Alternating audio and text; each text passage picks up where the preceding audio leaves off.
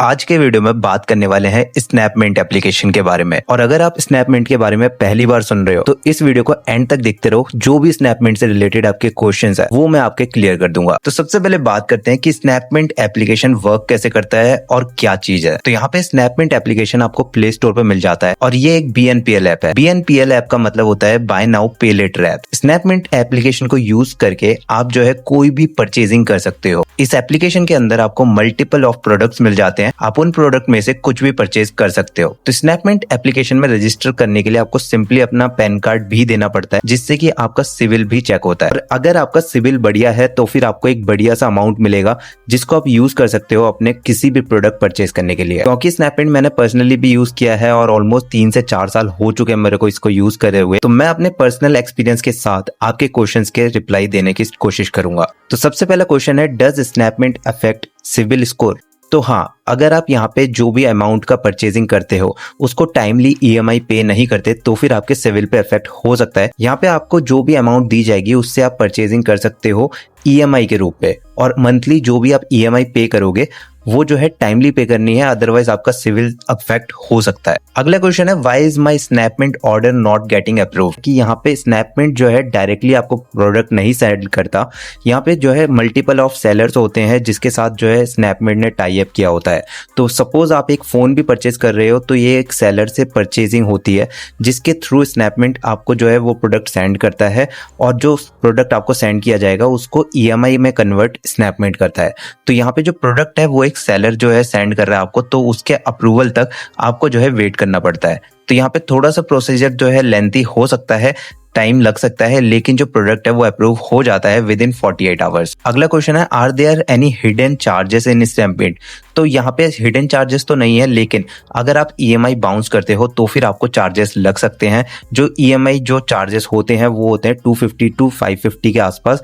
Means आपका जो EMI bounce होगा तो पर EMI बाउंस के आपके 350 के अराउंड जो है चार्जेस लगते हैं विद GST। अगला क्वेश्चन है, what happens if I return a product bought through Snapmint? तो यहाँ पे आपको वारंटी वही मिलती है जो प्रोडक्ट के साथ आती है। अगर आप ऑफिशियल वेबसाइट या फ्लिपकार्ट, अमेजॉन से भी कोई परचेजिंग करते हो तो जो प्रोडक्ट आपने मंगवाया होगा उस पे जो वारंटी होती है वो ब्रांड देती है।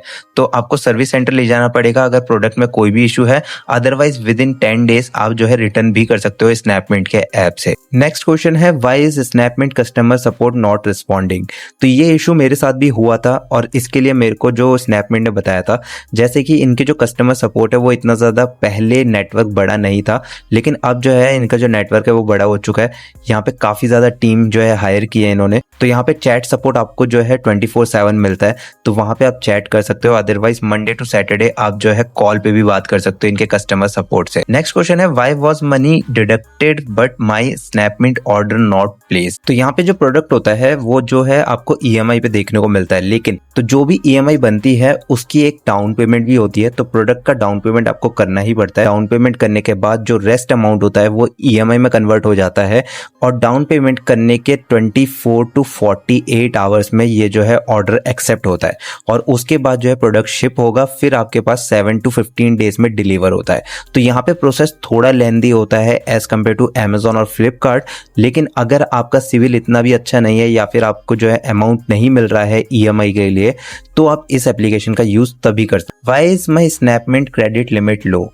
तो स्नैपमिंट का जो क्रेडिट लिमिट होता है वो डिपेंड करता है आपके सिविल पे। आपने अभी तक कोई भी लोन लिया है कि नहीं, और लोन लिया है तो उसको EMI टाइमली पे की है कि नहीं, और आपके कितने करेंटली EMIs चल रहे हैं, आपकी सैलरी कितनी है, आपकी टाइमली रीपेमेंट्स कैसी हैं, उसको टोटली देख के आपको एक लिमिट दी जाती है स्नैपमिंट की तरफ से, और उसको आप यूज कर सकते हो कोई भी प्रोडक्ट परचेज करने के लिए। तो ये बात आप ध्यान रखना कि आपका सिविल स्कोर अच्छा होना चाहिए, आपके रीपेमेंट्स टाइमली होने चाहिए, तभी आपको एक बढ़िया क्रेडिट लिमिट मिलेगा। Is Snapmint safe to use? तो हाँ, ये एक ट्रस्टेड एप्लीकेशन है। काफ़ी टाइम से मैं इस ऐप को यूज़ कर रहा हूँ, ऑलमोस्ट 3-4 साल हो चुके हैं। मेरा जो अकाउंट है उससे मैंने परचेजिंग की थी, Realme 11 Pro मैंने परचेज किया था। मेरा एक्सपीरियंस थोड़ा सा ख़राब था ऐप के साथ, लेकिन अब इन्होंने काफ़ी ज़्यादा सुधार किया अपने सर्विस। ये जो रिव्यू है ये कोई पेड रिव्यूज़ नहीं है, मैं आपके क्वेश्चंस के आंसर दे रहा हूँ अपने पर्सनल एक्सपीरियंस से। नेक्स्ट क्वेश्चन है, how to increase Snapmint credit limit? तो स्नैपमिंट क्रेडिट लिमिट के लिए आपको जो अभी करेंटली क्रेडिट लिमिट दी गई है, आपको उसको टाइमली रीपेमेंट करना है, और साथ ही जो EMI है वो बाउंस नहीं होने देनी है, जिससे कि आपको जो नेक्स्ट अमाउंट मिलेगा क्रेडिट लिमिट वो बढ़ के मिलेगी एज कम्पेयर टू जो आपको करंट लिमिट दी गई है। What happens if I miss an EMI on Snapmint? तो पहली बात, EMI बाउंस होने नहीं देनी है आपको। अगर आप EMI बाउंस करवाते भी हो, जो कि 2 तारीख को जो है EMI डिडक्ट होती है, अगर आपका EMI बाउंस भी होता है तो फिर आपको चार्जेस लग सकते हैं 350 to 500 के आसपास लगते हैं, यानी कि प्लस GST लगता है। तो आपको बाउंस चार्जेस जो है फेस करने पड़ सकते हैं। तो ये बात आपको ध्यान रखनी है और आपके सिविल पे भी इफेक्ट पड़ेगा। तो ये बात ध्यान रखनी है कि EMI बाउंस होने नहीं देनी। How to cancel a Snapmint order? तो स्नैपमेट ऑर्डर जो आपने किया था वो एप्लीकेशन से किया था, तो वहां पे आपको माई ऑर्डर्स में जाना है। जाने के बाद आपको नीचे ऑप्शन मिलेगा कैंसिल माई ऑर्डर का। तो जैसे आप इसको कैंसिल करोगे, आपकी जो करंट डाउन पेमेंट है वो आपको रिफंड कर दी जाएगी 7 to 15 डेज में। और साथ ही जो आपका EMI कन्वर्ट हुआ था उसको भी ये लोग क्रेडिट लिमिट में वापस आपको दे देंगे, तो आप जो है दोबारा से परचेजिंग कर पाओगे। How to close Snapmint account? तो स्नैपमेट अकाउंट क्लोज करने के लिए आपको माई अकाउंट पे जाना है। नीचे आपको ऑप्शन मिलता है डिलीट माई अकाउंट का। आपका जितना भी एग्जिस्टिंग डेटा है वो डिलीट हो जाता है और वहां से आप अकाउंट डीएक्टिवेट कर सकते। Why is Snapmint asking for KYC verification? KYC verification इसलिए जरूरी है क्योंकि आपका सिविल चेक होता है, तो आपको पैन कार्ड देना मैंडेटरी है, तभी आपका सिविल चेक होगा। और सिविल चेक होने पर आपको बताया जाएगा कि आपकी कितनी क्रेडिट लिमिट है। तो यही जो है रीजन है KYC वेरिफिकेशन का। Does Snapmint charge interest on EMI? तो इंटरेस्ट ऑन EMI नहीं लगता है। तो यहाँ पे नो कॉस्ट EMI है अवेलेबल, लेकिन 3 to 6 मंथ्स में ही है। उससे ज्यादा का आप जो है अगर परचेजिंग करते हो तो आपको नो कॉस्ट EMI नहीं मिलती है। किसी किसी प्रोडक्ट्स पे आपको 9 महीने की भी नो कॉस्ट EMI मिल जाती है, अदरवाइज यहाँ पे इंटरेस्ट तो चार्ज होता है। How to contact Snapmint customer care? Snapmint customer care का चैट सपोर्ट है। सेकंड जो है आपको व्हाट्सएप पे आप इनके कॉल कर सकते हो, डायरेक्टली आप जो है कॉल भी कर सकते हो कस्टमर सपोर्ट पे। अगर नंबर मिल गया तो मैं यहाँ पे स्क्रीन पे दे दूंगा।